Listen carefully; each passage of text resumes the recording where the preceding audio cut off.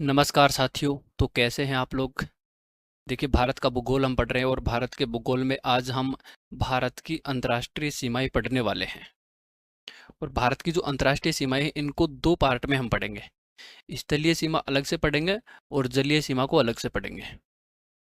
तो आज का जो हमारा फोकस रहेगा वो भारत की स्थलीय सीमा के ऊपर रहेगा। आज हम भारत की अंतर्राष्ट्रीय स्थलीय सीमा पढ़ने वाले हैं। फिर नेक्स्ट वीडियो में हम भारत की जलीय सीमा को पढ़ेंगे। ठीक है, और दोनों ही इंपॉर्टेंट है एग्जाम की दृष्टि से। तो आपको हेडिंग लगा लेनी है भारत की अंतर्राष्ट्रीय स्थलीय सीमा।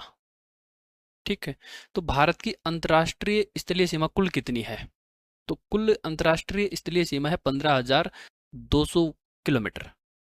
अब देखिए, कई बुक में 15,106 किलोमीटर भी आपको लिखा हुआ मिलेगा। तो 15,106 किलोमीटर भी सही है। जब आप टोटल स्थलीय सीमा को जोड़ेंगे तो टोटल योग इतना ही आएगा। लेकिन जो ऑथेंटिक्स बुक्स हैं वहाँ पर ये डेटा भी दिया हुआ है 15,200 किलोमीटर। तो ये आपको ध्यान में रखना है, 15,200 किलोमीटर भारत की कुल अंतर्राष्ट्रीय स्थलीय सीमा है। अच्छा, भारत की कुल अंतर्राष्ट्रीय स्थलीय सीमा कितने राज्य मिलकर के बनाते हैं। तो वहाँ पर 16 राज्य और 2 केंद्र शासित प्रदेश मिलकर के भारत की अंतर्राष्ट्रीय स्थलीय सीमा का निर्माण करते हैं। 16 राज्य कौन कौन से हैं ये हम पढ़ेंगे, उनका क्रम देखेंगे। क्रम से कई बार एग्जाम में क्वेश्चन बने हैं। ठीक है, और कौन से देश से कौन कौन से राज्य लगे हुए हैं ये भी कई बार एग्जाम में क्वेश्चन पूछा जाता है। भारत की जो अंतर्राष्ट्रीय स्थलीय सीमा है वो 7 देशों के साथ लगती है। 7 देश कौन कौन से, इनको डिटेल से पढ़ेंगे। और इनके साथ भारत के कौन कौन से राज्य सीमा स्पर्श करते हैं वो भी हम अच्छे से कवर करेंगे। तो आज के इस वीडियो में हम पूरा भारत की अंतर्राष्ट्रीय स्थलीय सीमा का पोस्ट मार्टम करने वाले हैं। ठीक है, तो मैप आपने देख ही लिया होगा। भारत की अंतर्राष्ट्रीय स्थलीय सीमा यहाँ से शुरू होती है गुजरात के तट से। ठीक है, ये जो ब्लैक ब्लैक लाइन हम खींच रहे हैं ये पूरी भारत की अंतर्राष्ट्रीय स्थलीय सीमा है, इस प्रकार से। और इसको हम समझने वाले हैं, इनकी विशेषता भी हम देखेंगे। ठीक है, तो 16 राज्य हम देख लेते हैं पहले, जो भारत की अंतर्राष्ट्रीय स्थलीय सीमा का निर्माण करते हैं। तो 16 राज्य कौन कौन से हैं। गुजरात है, राजस्थान है, पंजाब, हिमाचल प्रदेश, उत्तराखंड, उत्तर प्रदेश, बिहार, पश्चिम बंगाल, सिक्किम, असम, अरुणाचल प्रदेश, नागालैंड, मणिपुर, मिजोरम, त्रिपुरा और मेघालय। इनको अब लोकेशन में भी यहाँ पर थोड़ा सा सेट कर लेते हैं। जैसे गुजरात यहाँ पर है, गुजरात से ऊपर जाएंगे राजस्थान है, राजस्थान से ऊपर पंजाब है, फिर यहाँ पर जम्मू कश्मीर आ गया, लद्दाख आ गया। जम्मू कश्मीर और लद्दाख दोनों क्या है, केंद्र शासित प्रदेश है। तो केंद्र शासित प्रदेशों को हमने यहाँ पर नीचे लिख दिया है। ठीक, फिर हिमाचल प्रदेश है, उत्तराखंड है, यूपी है, यहाँ पर बिहार है। ठीक है, फिर पश्चिम बंगाल है, आसाम है, यहाँ पर ऊपर सिक्किम है, अरुणाचल प्रदेश है, यहाँ पर नागालैंड है, फिर नागालैंड के बाद में यहाँ पर मिजोरम है, मणिपुर है, ठीक है, त्रिपुरा है और यहाँ मेघालय है। तो ये 16 राज्य हैं टोटल और 2 केंद्र शासित प्रदेश यहाँ पर ऊपर हैं। तो 16 राज्य और 2 केंद्र शासित प्रदेशों के नाम आपको ध्यान में रखने हैं। और इन सभी की हमने लोकेशन आप हमने यहाँ पर देख ली। और ठीक से अगर दिखाई नहीं दे तो गूगल पे जाएं और ये मैप, ये पिक डाउनलोड वहाँ पर कर सकते हैं, उसको जूम करके अच्छे से देख सकते हैं। अब भारत के साथ अंतर्राष्ट्रीय सीमा बनाने वाले जो देश हैं ये बहुत ज़्यादा इंपॉर्टेंट है, इनको हम डिटेल से पढ़ेंगे। ठीक है, तो 7 देश हैं जो भारत के साथ अंतर्राष्ट्रीय स्थलीय सीमा साझा करते हैं। 7 देशों के नाम आपको याद होने चाहिए। पाकिस्तान, अफगानिस्तान, चाइना, नेपाल, भूटान, म्यांमार और बांग्लादेश। तो इसमें सबसे ज़्यादा जो अंतर्राष्ट्रीय स्थलीय सीमा बनाता है वो बांग्लादेश है, जो कि यहाँ पर है, बांग्लादेश। ठीक, तो इनको याद करने की जो ट्रिक है, बचपन में MBA, तो ये जो मे है हिंदी में जो लिखा हुआ है वो साइलेंट है। बाकी जो अंग्रेजी जो शब्द लिखे हुए हैं इनका एक मतलब निकलता है BA, मतलब बांग्लादेश, जो कि सबसे ज़्यादा अंतर्राष्ट्रीय सीमा बनाता है। CHA मतलब चाइना, जो उससे कम अंतर्राष्ट्रीय सीमा बनाता है। फिर पाकिस्तान, जो उससे कम अंतर्राष्ट्रीय सीमा बनाता है। फिर है नेपाल, फिर म्यांमार, भूटान, फिर अफगानिस्तान। तो एक क्रम दिया हुआ है, अवरोही क्रम है, ये घटता हुआ क्रम यहाँ पर दिया हुआ है अंतर्राष्ट्रीय सीमा का। ठीक है, लोकेशन हम यहाँ पर देख लेते हैं। पाकिस्तान ये है, पाकिस्तान इधर से भारत के साथ सीमा साझा करता है। और पाकिस्तान भारत के 3 राज्यों के साथ है सीमा साझा करता है, जैसे गुजरात है, राजस्थान है और पंजाब है। ठीक है, इसके ऊपर जो सीमा है, ये जो 3 राज्य हैं, इस सीमा को बोलते हैं रेड क्लिफ लाइन। और इससे ऊपर जम्मू कश्मीर जो वाला, ये जो जम्मू कश्मीर वाला जो क्षेत्र है, यहाँ पर जो सीमा निर्धारण की गई है उसको बोलते हैं हम एलओसी। ठीक है, तो रेड क्लिफ जो लाइन है वो भारत के 3 राज्यों के साथ है, और एलओसी जम्मू कश्मीर और लद्दाख के बीच में है। ठीक है, जम्मू कश्मीर, लद्दाख और पीओके के बीच में है। इधर चाइना है, चाइना की सीमा इधर लद्दाख से शुरू होती है, हिमाचल प्रदेश, उत्तराखंड, ठीक, और फिर यहाँ पर आप देखेंगे अरुणाचल प्रदेश में। ठीक है, और सिक्किम की भी जो कुछ सीमा है तिब्बत से लगती है। फिर नेपाल है, भूटान है, इधर म्यांमार है, बांग्लादेश है, ऊपर यहाँ पर टॉप पे देखेंगे तो अफगानिस्तान है। तो इन सभी को हमको डिटेल से समझना है, इसलिए हमने यहाँ पर ज़्यादा जोर इसको नहीं दिया है, ऊपर ऊपर से हमने देख लिया है। ट्रिक आपको याद रखनी है, अवरोही क्रम आपको याद होना चाहिए। ठीक है, घटता हुआ क्रम और बढ़ता हुआ क्रम दोनों आपको पता होने चाहिए, क्योंकि यहाँ से ऑर्डर से बहुत बार क्वेश्चन बने हैं। अब एक एक देश को उठा लेते हैं और डिटेल से चर्चा करते हैं। भारत बांग्लादेश की सीमा पर पहले फोकस डाल लेते हैं। भारत बांग्लादेश के बीच में जो अंतर्राष्ट्रीय स्थलीय सीमा है वो कितनी है? 4096 किलोमीटर। टोटल सीमा कितनी है? 4096 किलोमीटर। यहाँ पर है बांग्लादेश। ये जो रेड लाइन है ये रेड क्लिफ है, रेड क्लिफ लाइन है। अब रेड क्लिफ लाइन इसलिए इसको नहीं कहा गया क्योंकि ये रेड है। अब इसका कलर रेड है, इसका मतलब ये नहीं है कि इसको रेड क्लिफ कहा गया है, नहीं। इस सीमा का निर्धारण रेड क्लिफ नामक, सिरिल रेड क्लिफ नामक एक जो अधिकारी था, उसकी अध्यक्षता में इस सीमा का निर्धारण किया गया था, इसलिए इस सीमा को रेड क्लिफ कहा गया है। ठीक है, रेड क्लिफ जो रेखा है वो भारत पाकिस्तान, भारत बांग्लादेश दोनों के बीच में है। कैसे है उस चीज़ को भी हम पूरा कॉन्सेप्ट समझेंगे। ठीक है, पहले इस सीमा की थोड़ी सी विशेषता हम देख लेते हैं। भारत बांग्लादेश के बीच में जो सीमा है, जो रेड क्लिफ लाइन है, ये पूरी तरीके से बाड़बंदी इसकी नहीं की गई है। अभी भी ये कहीं जगह पर खुली हुई है, क्योंकि जहाँ पर बहुत ज़्यादा सघन वन है, ठीक है, ऊंचे पर्वत हैं, तो वहाँ पर बाड़बंदी करना इतना आसान नहीं है, तो वहाँ पर इसको खुला छोड़ दिया गया है। और यही कारण है कि बांग्लादेश से अवैध शरणार्थी भारत में प्रवेश करते रहते हैं और असम में ये बहुत बड़ी संख्या में जाकर के फंस गए हैं। ठीक है, तो असम और बांग्लादेश के बीच में अवैध शरणार्थियों का मुद्दा हमेशा चलता रहा है। भारत के कौन से राज्य बांग्लादेश के साथ सीमा साझा करते हैं, ये बहुत बार एग्जाम में क्वेश्चन पूछा गया है। तो 5 राज्य हैं, पश्चिम बंगाल, आसाम, मेघालय, त्रिपुरा और मिजोरम। 5 राज्यों के नाम आपको याद होने चाहिए। पश्चिम बंगाल जो है ये ये जो बांग्लादेश के साथ सबसे ज़्यादा सीमा साझा करता है। कितनी? 2217 किलोमीटर। ठीक, और सबसे कम कौन साझा करता है? असम, 262 किलोमीटर।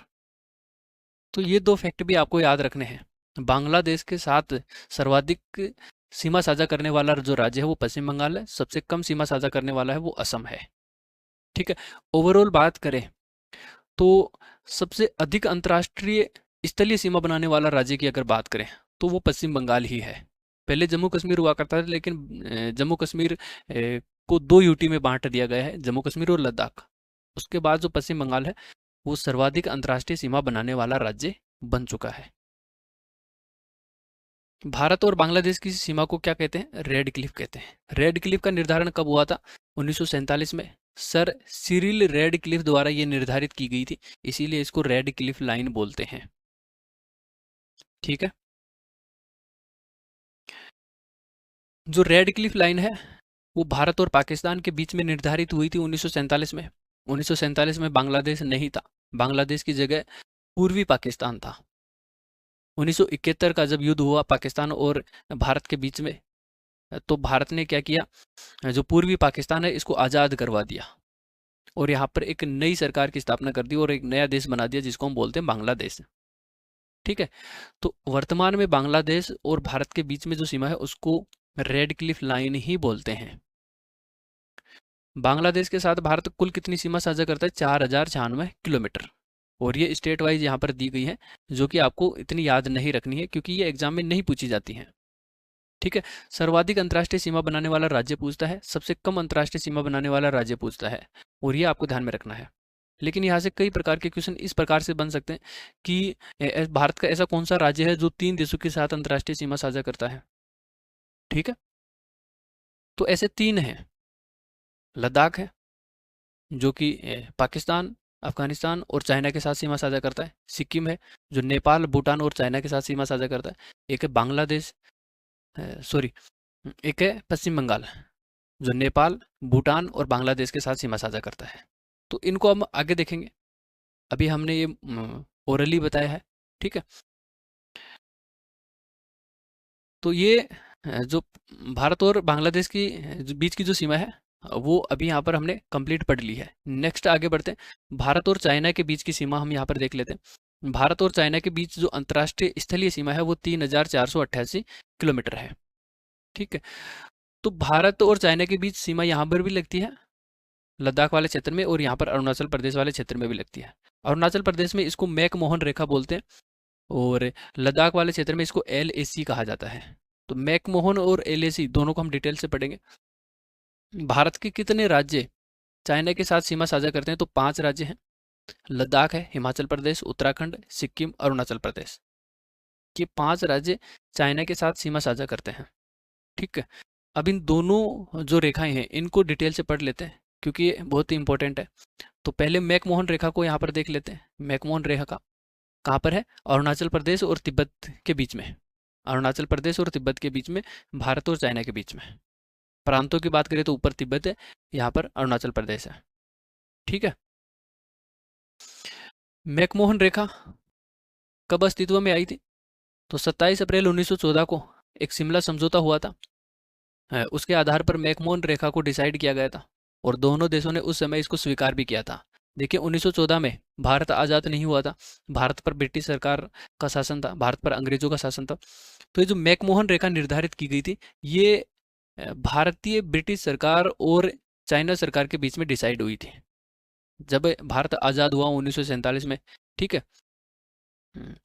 फिर इसको ऐसा ही माना गया है, लेकिन चाइना अभी इसको मान्यता नहीं देता है। चाइना का ये दावा है कि भारत के कुछ ऐसे क्षेत्र हैं जिन पर चाइना अपना दावा करता है, ठीक है। जैसे डोकलाम विवाद हमने पहले देखा था, आपने देखा होगा, न्यूज़ में रहा था, तवांग घाटी है, ठीक है। तो इस प्रकार से जो कई सारे ऐसे क्षेत्र हैं जहाँ पर चीन अपना दावा करता है, हालांकि वो भारत के हैं और भारत कभी भी उनको ये क्षेत्र नहीं देगा। मैकमोहन रेखा अरुणाचल प्रदेश जो कि भारत का हिस्सा है, तिब्बत जो कि चाइना का हिस्सा है, इनके बीच में खींची गई थी। इसकी कुल लंबाई की अगर बात करें तो 890 किलोमीटर इसकी कुल लंबाई है। कितनी है कुल लंबाई? 890 किलोमीटर। चाइना इस सीमा को मान्यता नहीं देता है। क्यों नहीं देता है? क्योंकि वो भारत के कुछ हिस्सों पर अपना अभी भी दावा करता है, ठीक है। तो मैकमोहन रेखा को आपको ध्यान में रखना, ये अस्तित्व में कब आई थी, ये बहुत ज़्यादा इंपॉर्टेंट है, ये कई बार पूछ लेता है। 1914 में ये अस्तित्व में आई थी। अब हम बात कर लेते हैं LAC की। LAC कहाँ पर है? यहाँ पर, ठीक, अक्साई चीन और लद्दाख के बीच में। तो LAC को क्या बोलते हैं? लाइन ऑफ एक्चुअल कंट्रोल बोलते हैं। हिंदी में इसको वास्तविक नियंत्रण रेखा इसको कहा जाता है। वास्तविक नियंत्रण रेखा इसको कहा जाता है, शॉर्ट में इसको LAC बोलते हैं। एक होती है LOC। LOC भारत और पाकिस्तान के बीच में है, इसको लाइन ऑफ कंट्रोल बोलते हैं। LAC भारत और चीन के बीच में है। दोनों आपको ध्यान में रखने हैं और दोनों को हम डिटेल से पढ़ेंगे। LAC अस्तित्व में कब आई है? ये 1962 में आई है। 1962 में भारत और चाइना के बीच युद्ध हुआ था और इस युद्ध में जो चाइना का पलड़ा थोड़ा सा भारी रहा है, क्योंकि चाइना की जो सेना है इसने लद्दाख वाले इस क्षेत्र में भारत के कुछ हिस्से पर कब्जा कर लिया, जिसको अक्साई चीन बोलते हैं। क्या बोलते हैं उसको? अक्साई चीन। तो अक्साई चीन वर्तमान में चाइना का हिस्सा है, चाइना का उस पर कब्जा है, लेकिन वो भारत का हिस्सा रहा है, ठीक है। तो 1962 के युद्ध में जब ये युद्ध विराम हुआ तब ऐसा माना गया कि जहाँ पर दोनों देशों की सेनाएं हैं, जैसे मान लेते हैं इंडिया की जो सेना है वो नीचे की तरफ और जो चाइना की सेना है वो ऊपर की तरफ थी, तो दोनों के बीच में एक काल्पनिक रेखा खींची गई और उसी काल्पनिक रेखा को LAC नाम दिया गया। तो ये आपको ध्यान में रखना है। LAC अस्तित्व में कब आई थी? 1962 में, ठीक है। कानूनी रूप से दोनों ही पक्ष इसको मान्यता नहीं देते हैं।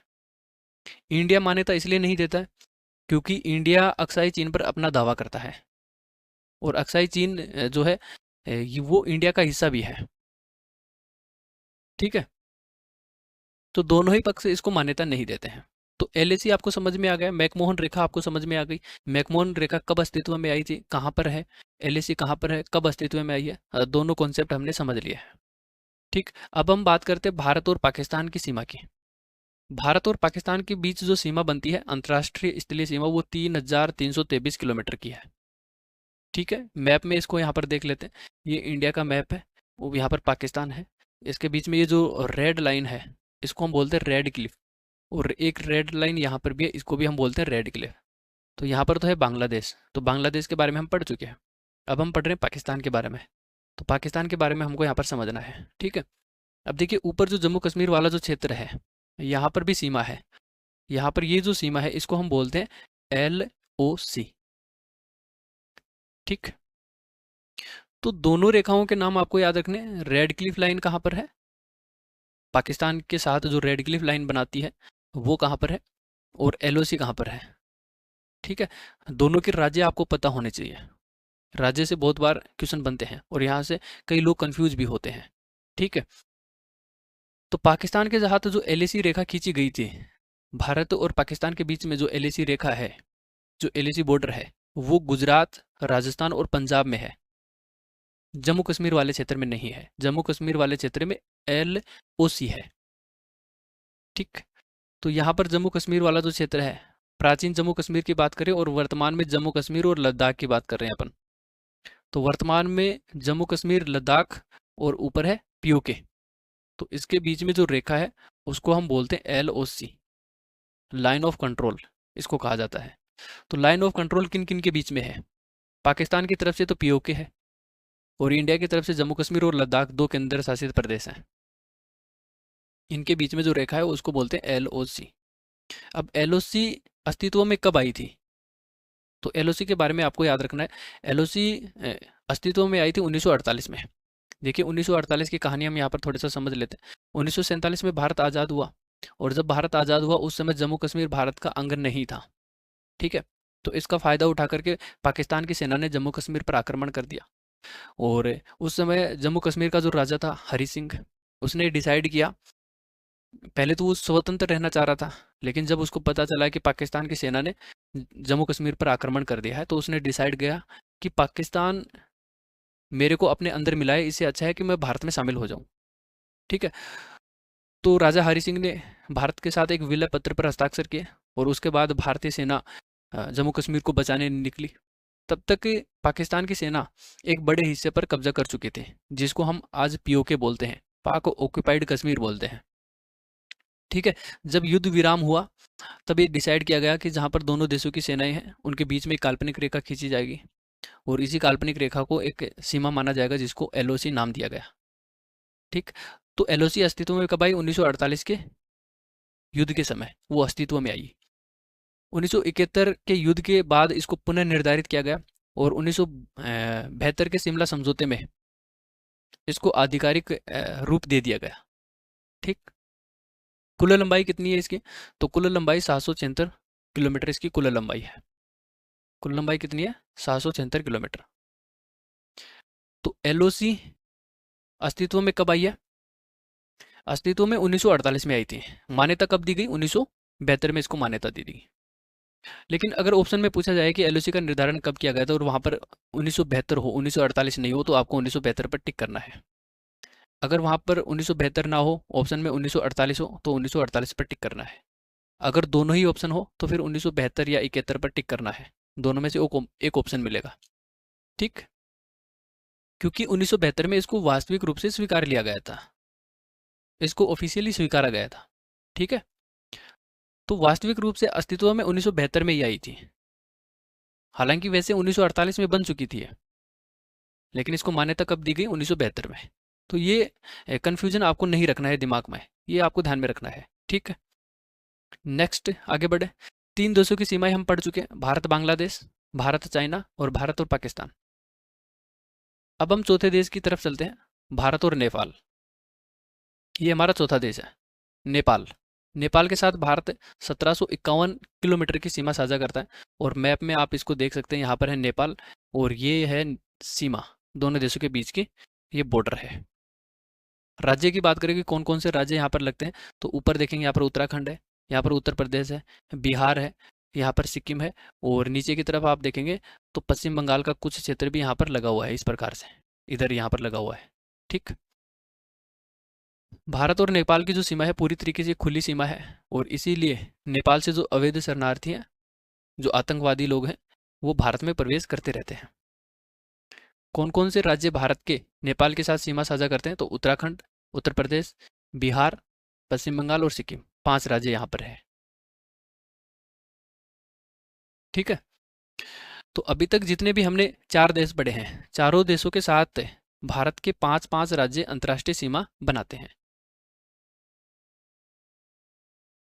नेक्स्ट बात करते हैं। देखिए, नेपाल के साथ सीमा ज़्यादा बड़ी नहीं है और ज़्यादा कुछ चीज़ें याद रखने लायक भी नहीं है। भारत म्यांमार की सीमा की बात कर लेते हैं। तो भारत म्यांमार के साथ 1643 किलोमीटर की सीमा बनाता है। मैप में देखेंगे यहाँ पर, ये है सीमा, भारत और म्यांमार के बीच में ये सीमा है। ग्रे कलर का जो ये है, ये म्यांमार है और सीमा यहाँ पर लिखी हुई है 1643 किलोमीटर। कौन कौन से राज्य ऊपर है? अरुणाचल प्रदेश, फिर नागालैंड, मणिपुर और मिजोरम, 4 राज्य हैं। ठीक। भारत और म्यांमार के बीच जो सीमा है वो बिल्कुल प्राकृतिक सीमा है, यानी यहाँ पर पर्वत ही पर्वत हैं। पर्वतों द्वारा ये प्राकृतिक रूप से सीमा का निर्धारण किया गया है दोनों देशों के बीच में। ठीक है। तो यहाँ पर बाड़बंदी करना इतना आसान नहीं है, कठिन है बहुत ज़्यादा, और सीमा का स्पष्ट निर्धारण करना भी कठिन है। इसलिए यहाँ पर पहले भारत सरकार ने क्या किया, 16 किलोमीटर तक मुक्त आवागमन की व्यवस्था यहाँ पर शुरू की गई थी, कि ये जो पहाड़ी है इसके 16 किलोमीटर भारत की तरफ और 16 किलोमीटर म्यांमार की तरफ जो जनजाति हैं वो आ जा सकती हैं बिना किसी वीज़ा के। लेकिन 16 किलोमीटर से बाद में अगर वो घूमते हुए पाए गए और उनको पकड़ लिया जाता है तो फिर वो दंड के अधिकारी होंगे। ठीक है। तो पहले ये व्यवस्था थी, लेकिन बाद में मोदी सरकार ने इसको समाप्त कर दिया है, अब ये वर्तमान में नहीं है।